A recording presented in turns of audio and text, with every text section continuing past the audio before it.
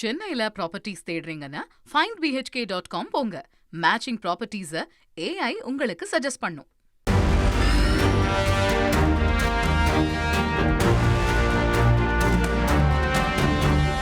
நேர்களே, ஒட்டுமொத்த நாடும் எதிர்பார்த்து கொண்டிருக்கக்கூடிய தருணம் மத்திய பட்ஜெட் 2026-27 தாக்கல் செய்யப்பட இருக்கக்கூடிய நிலையில் இது சார்ந்து தான் நிறைய எதிர்பார்ப்புகளும் அதே மாதிரி சவால்களுமே இருக்கிறது. சவால்கள்னு இன் பர்டிகுலர் எடுத்துக்கிட்டோம்னா, ஒரு பக்கம் அமெரிக்க அதிபர் ட்ரம்ப் தொடர்ந்து விதிக்கக்கூடிய வரி விதிப்புகளாக இருக்கட்டும், அதனை தொடர்ந்து அவர் கொடுக்கக்கூடிய சில டாஸ்க்ஸாக இருக்கட்டும், அதை சார்ந்து நாம் ஒரு ரெஸ்பான்ஸ் கொடுக்கலன்னா அதனை தொடர்ந்து இன்னும் நான் வரியை ஏற்றுவேன் மிரட்டல்களாக இருக்கட்டும், இதையெல்லாம் நம்ம சமாளிக்க வேண்டியதாக இருக்குது. இன்னொரு பக்கம் டாலருக்கு எதிரான இந்திய ரூபாயின் மதிப்பு தொடர்ந்து சரிந்து வந்து கொண்டிருக்கக்கூடிய இந்த தருணம், தங்கத்தின் விலை தொடர்ந்து ராக்கெட் வேகத்தில் பயணித்துக் கொண்டிருக்கக்கூடிய ஒரு தருணம், இத்தனை சவால்கள் மிக்க சூழல்ல இந்த பட்ஜெட் ஆனது தாக்கல் செய்யப்பட இருக்கிறது. அப்படின்ற அதே நேரத்தில் எதிர்பார்ப்புகளுக்கும் பஞ்சமில்லை. சாமானிய மக்கள் தொடங்கி மிடில் கிளாஸ் தொடங்கி அதையும் தாண்டி பெரும் பணக்காரர்கள் வரைக்குமே எதிர்பார்ப்புகளோடு தான் இருக்கிறார்கள். மாநில அளவிலான எதிர்பார்ப்புகள்னு பார்க்கும்போது ஒவ்வொரு மாநிலத்திற்கும் ஒரு பர்டிகுலர் எதிர்பார்ப்பு இருக்க தான் செய்யுது. இதில் இன்னும் குறிப்பாக சொல்லணும்னா, கடந்த காலத்தில் ஆந்திர மாநிலத்திற்கும் பீகார் மாநிலத்திற்கும் சிறப்பு அந்தஸ்து கிடைச்ச மாதிரி ராஜஸ்தான் மாநிலம் தங்களுக்கும் இந்த முறை சிறப்பு அந்தஸ்து வழங்க வேண்டும் அப்படின்ற காய்களை நகர்த்தி வருவதாக சொல்லப்படுகிறது. பட் அங்கே காங்கிரஸ் கவர்மெண்ட் இருக்குது அப்படின்றதுனால அது எந்த அளவுக்கு பாசிபிள்னு தெரியல அப்படின்றத துறை சார்ந்த வல்லுநர்களும் எழுப்பிட்டு இருக்காங்க. So at the end of the day இந்த எதிர்பார்ப்புகளுக்கும் சவால்களுக்கும் மத்தியில் என்ன நடக்க போகிறது அப்படின்ற ஒரு முன்னோட்டத்தை தான் இந்த தொகுப்பில் நம்ம பார்க்க இருக்கிறோம். அந்த வகையில் இந்த பட்ஜெட் தாக்கல் செய்வதற்காகத்தான் நாடாளுமன்ற பட்ஜெட் கூட்டத்தொடர் 2026 ஆனது தொடங்கியது. எப்போ 2 கட்டங்களாக நடைபெறக்கூடிய இந்த கூட்டத்தொடர் முதல்ல ஜனவரி 28ஆம் தேதி ஆரம்பித்து வரும் பிப்ரவரி 12ஆம் தேதி வரைக்கும் மொத்தம் 13 அமர்வுகளில் நடைபெற இருக்கிறது. 2ஆம் கட்டம் என்று எப்போ மார்ச் 9 தொடங்கி ஏப்ரல் 2 வரைக்கும் 17 அமர்வுகள் நடைபெற இருக்கின்றன.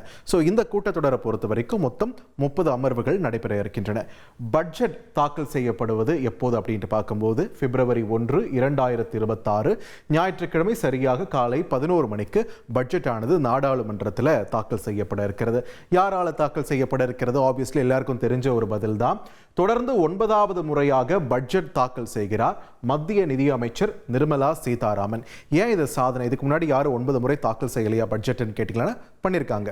ப. சிதம்பரம் அவர்கள் 9 முறை பண்ணியிருக்காங்க. அதுக்கு முன்னாடி மொரார்ஜி தேசாய் 10 முறை பட்ஜெட் தாக்கல் பண்ணியிருக்காரு. ஸோ அவருடைய ரெக்கார்டு இன்னும் அப்படியே தான் இருக்கு. ஆனால் ஏன் இது வரலாற்று சாதனைன்னு சொல்றோம்னா, இந்த 9 முறையும் பட்ஜெட்டை தொடர்ச்சியாக தாக்கல் செய்திருக்கிறார் நிர்மலா சீதாராமன். இதை ப. சிதம்பரம் அவர்களாலும் செய்ய முடியல, மொரார்ஜி தேசாய் அவர்களாலும் செய்ய முடியல, நிர்மலா சீதாராமன் அவர்களால் தான் சாத்தியப்பட்டிருக்கு. தட்ஸ் வை பிரதமரே வந்து இந்த வரலாற்று சாதனையை ரொம்ப நெகிழ்ச்சியோட பதிவு பண்ணக்கூடிய காட்சிகளையும் நம்மால பார்க்க முடிஞ்சது.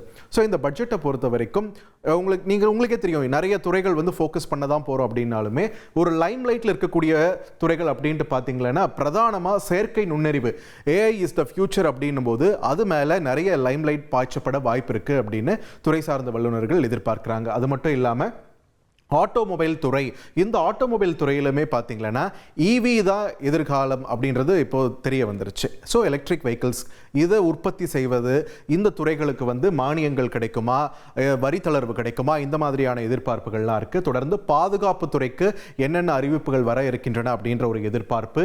மின்னணுவியல் எலக்ட்ரானிக்ஸ் அப்படின்னு பார்க்கும்போது இந்தியா வந்து ஒரு புதிய எராக்குலர் நுழைஞ்சிட்டு இருக்குன்னு சொல்லலாம். அதுலேயும் குறிப்பாக தமிழ்நாடு இந்தியாவுடைய மின்னணுவியல் ஒரு தளமாக திகழ்ந்து கொண்டிருக்கிறது. ஹப்னே சொல்லலாம், எலக்ட்ரானிக்ஸ் ஹப்னே சொல்லலாம். ஸோ மின்னணுவியல் துறை சம்பந்தமாக என்னென்ன அறிவிப்புகள், புதுசாக நமக்கு ஏதேனும் மானியங்கள் அறிவிக்கப்பட இருக்கிறதா, வரி தளர்வு அறிவிக்கப்பட இருக்கிறதா, இந்த மாதிரியான எதிர்பார்ப்புகள்.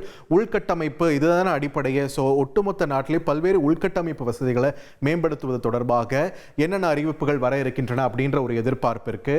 அப்படியே பார்த்தோம்னா உற்பத்தி துறையை பற்றி பேசும்போது கண்டிப்பாக தமிழகத்தை பற்றி நம்ம பேசி ஆகணும்.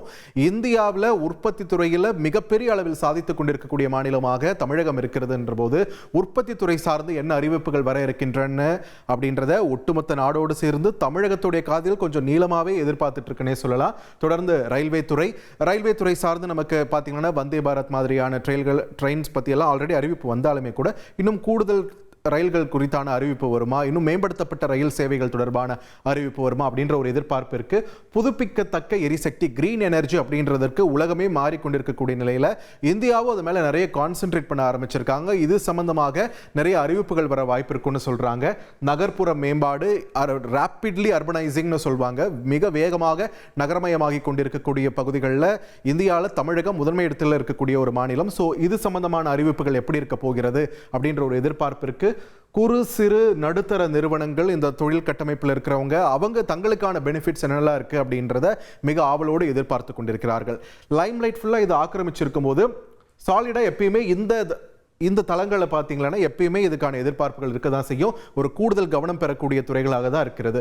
ஸோ விவசாயம், சுகாதாரம் மட்டும் இல்லாமல் அது சார்ந்த காப்பீடு, இன்சூரன்ஸ், அது சார்ந்தும் என்ன அறிவிப்பு வர இருக்கிறது அப்படின்ற ஒரு எதிர்பார்ப்பு இருக்கிறது. தளவாடங்கள், இந்த லாஜிஸ்டிக்ஸ் மாதிரியான துறைகளில் ஏதேனும் கூடுதலாக மானியங்கள் கிடைக்க வாய்ப்பு இருக்கிறதான்ற எதிர்பார்ப்பு. சுற்றுலா மேம்படுத்தப்பட வேண்டும் அப்படின்றதுலையும் கூடுதல் கவனம் செலுத்த வேண்டும் அப்படின்ற ஒரு எதிர்பார்ப்பு இருக்கிறது. ஏன்னா கோவிட் காலகட்டத்திற்கு பிறகு இந்தியாவில் சுற்றுலாத்துறை முன்னிருந்த அந்த உச்சத்திற்கு இன்னும் போகல அப்படின்ற ஒரு நிலையில இது சார்ந்தும் அறிவிப்புகள் வருமா அப்படின்ற ஒரு எதிர்பார்ப்பும் போயிட்டு இருக்கு.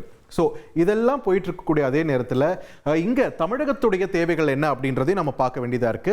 பட்ஜெட் தாக்கல் செய்யறதுக்கு முன்னாடியே மத்திய நிதியமைச்சர் நிர்மலா சீதாராமன் அவர்கள் 2025-26க்கான பொருளாதார ஆய்வறிக்கையும் தாக்கல் பண்ணியிருந்தாங்க. அதுல தமிழகம் பத்தியும் நிறைய விஷயங்கள் பகிரப்பட்டிருந்தது. ஏற்கனவே குறிப்பிட்ட மாதிரி உற்பத்தி துறையில இந்தியாவில் தமிழ்நாடு தான் நம்பர் 1. அதிக அளவிலான தொழிற்சாலைகள் இருப்பதும் தமிழ்நாட்டில் தான். அதிக அளவிலான தொழிற்சாலைக்கு பணியாளர்கள் எடுக்கப்படுவதும் இந்தியாவில் தமிழ்நாட்டில் தான் அப்படின்ற ஒரு நிலவரம் இருக்கும்போது உற்பத்தி துறை சார்ந்த அறிவிப்புகளுக்காக தமிழ்நாடு காத்து கொண்டிருக்கிறது. அதே நேரத்தில் இங்கே மெட்ரோ ட்ரெயினாக இருக்கட்டும், புதிய விமான நிலையங்களாக இருக்கட்டும், இது சார்ந்த உள்கட்டமைப்பு வசதிகள், புதிய நெடுஞ்சாலைகள், எக்ஸ்பிரஸ்வே, இது சார்ந்த அறிவிப்புகள் வருமான தமிழகம் காத்து கொண்டிருக்கிறது. வரி இழப்பீடு, இந்த ஜிஎஸ்டி காம்பன்சேஷன் மாதிரியான விஷயங்களுக்காகவும், திறன் முதலீடு, ஸ்கில் டெவலப்மெண்ட்டில் நாம் இன்வெஸ்ட் பண்ணணும் அப்படின்றதுல தமிழகம் முன்னின்று செய்து கொண்டிருக்கிறது பல்வேறு பணிகளை. இதை இந்த பொருளாதார ஆய்வறிக்கையில் மத்திய அமைச்சர் வெளியிட்ட அந்த ஆய்வறிக்கையிலுமே கூட குறிப்பிட்டிருக்காங்க. ஒரு ஸ்பெஷல் மென்ஷன் கொடுக்கப்பட்டிருக்கு. ஸோ அது சம்பந்தமாக ஏதேனும் அறிவிப்புகள் வருமா அப்படின்ட்டு எதிர்பார்ப்புகள் எகிரி கொண்டிருக்கின்றன.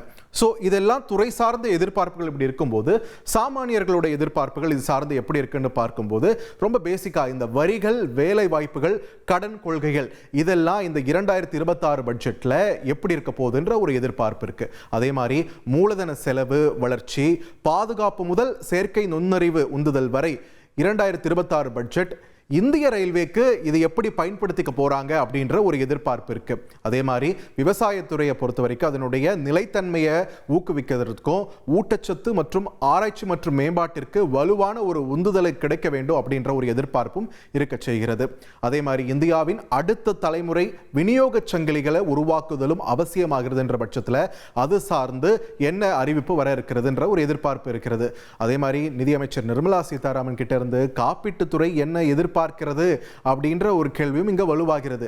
இந்தியர்களுக்கு இந்த இன்சூரன்ஸ் காப்பீட்டை மேலும் மலிவு விலையில் கொஞ்சம் சீப்பா கிடைக்கிறதுக்கு, சீப்பான பிரீமியத்துல கிடைக்க இந்த 2026 பட்ஜெட்ல இதனும் அறிவிப்பு வருமா அப்படின்ற ஒரு எதிர்பார்ப்பும் இருக்கிறது. ஏன்னா ஒரு மெடிக்கல் பில் ஒன்று வந்தாலே பணம் எந்த அளவுக்கு கரையுது நம்ம பார்த்துட்டு தானே இருக்கோம். ஸோ இன்சூரன்ஸ், அது ஹெல்த் இன்சூரன்ஸாக இருக்கட்டும் இல்லை லைஃப் இன்சூரன்ஸாக இருக்கட்டும், பிரீமியம் கொஞ்சம் சாமானியருக்கு சாத்தியப்பட வேண்டும் அப்படின்ற ஒரு எதிர்பார்ப்பு இருக்கிறது. அதே மாதிரி புதிய நிறுவனங்கள் முதல் வளர்ச்சி அடைந்த நிறுவனங்கள் வரைக்கும் 2026 பட்ஜெட்ல பெண் தொழில் முனைவோருடைய பங்கும் அவங்களுடைய கான்ட்ரிபியூஷனை அதிகரிக்கிறதுக்கும் என்ன அறிவிப்புகள் வர இருக்கிறது அப்படின்ற ஒரு எதிர்பார்ப்பு இருக்கு.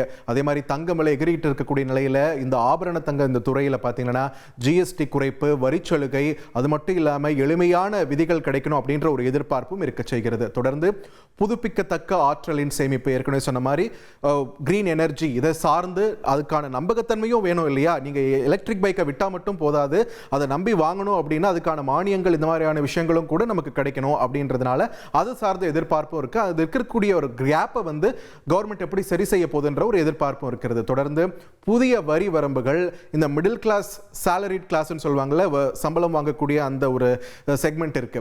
இந்த செக்மெண்ட்டுக்கு இந்த சுமையை குறைக்கும் விதமான ஏதேனும் அறிவிப்பு வெளியாகுமா அப்படின்ற ஒரு எதிர்பார்ப்பு ரொம்ப பெரிய அளவிலே இருக்கிறது. டாக்ஸ் கட், ஸ்லாப் மாற்றம் பத்தி எல்லாம் போன வருஷமே வந்தாலுமே அதை சார்ந்து இன்னும் கூடுதல் அறிவிப்புகள் வருமான ஒரு சின்ன எதிர்பார்ப்பு இருக்க தான் செய்யுது. ஸ்டார்ட் அப் புதிய நிறுவனங்களோட இணக்கம், நிதி மற்றும் தொழில்நுட்ப இடைவெளிகளை சமாளிக்க 2026 பட்ஜெட் தயாராக இருக்கான்ற ஒரு கேள்வி ஆண்டர்பிரினர்ஸ் மத்தியில் இருக்கிறத பார்க்க முடியுது. எளிமையான விதிகளும் டிஜிட்டல் ஆதரவும் இந்தியாவுடைய பல்கி பெருக்கக்கூடிய காமர்ஸ் துறைக்கு ஊக்கமளிக்குமா அப்படின்ற ஒரு எதிர்பார்ப்பும் இருக்கிறது. அதே நேரத்தில் சீனியர் சிட்டிசன்ஸ், மூத்த குடிமக்களுக்கு அதிக வரி விலக்கு மற்றும் ஓய்வூதியம் கிடைக்க ஏதேனும் அறிவிப்பு வெளியாகுமா அப்படின்ற ஒரு எதிர்பார்ப்பு ஒரு பக்கம் இருக்க, வருமான பாதுகாப்பிலிருந்து எளிதான கடன் பெறும் முறை வரைக்கும் கிக் ஒர்க்கர்ஸ், லேபர் கோடு சமீபத்தில் வெளியிட்டாங்க இல்லையா, அதில் கிக் ஒர்க்கர்ஸ் எல்லாம் வந்து மென்ஷன் பண்ணியிருக்காங்க. அதாவது டெலிவரி ஊழியர்கள், உணவு டெலிவரியாக இருக்கட்டும், இந்த மாதிரியான ஊழியர்களாக இருக்காங்க இல்லையா, அவங்களுக்கு அவங்களுடைய நலன் சார்ந்து ஏதேனும் அறிவிப்புகள் வருமானன்றத ஒரு பெரிய எதிர்பார்ப்பும் இருக்கு. இதெல்லாம் தாண்டி இந்தியாவுடைய அடிநாதமாக விளங்கக்கூடிய நடுத்தர வர்க்கம், மிடில் கிளாஸ் உண்மையில என்ன கேட்குறாங்க அப்படின்னு கேட்டால், நீங்கள் பெரிய பெரிய அறிவிப்பு கொடுக்கணும்னு கூட அவசியம் இல்லைங்க, ஒரு பேலன்ஸ்டான ஒரு பட்ஜெட் எங்களுக்கு கொடுங்க, எங்கள் கையிலேருந்து எதுவும் போகாத மாதிரி பார்த்துக்கோங்க, அதுவே போதும் அப்படின்றது தான் மிடில் கிளாஸோட குரலாகவும் இருக்கிறது. ஸோ இத்தனை எதிர்பார்ப்புகள் வந்து நிர்மலா சீதாராமன் அவங்களை சுற்றி இருக்கு. ஸோ இது சம்பந்தமான ஒரு புரிதலும் ஒரு தெளிவும் இந்த பட்ஜெட்டில் கிடைக்கும் என்று நம்புவோம்.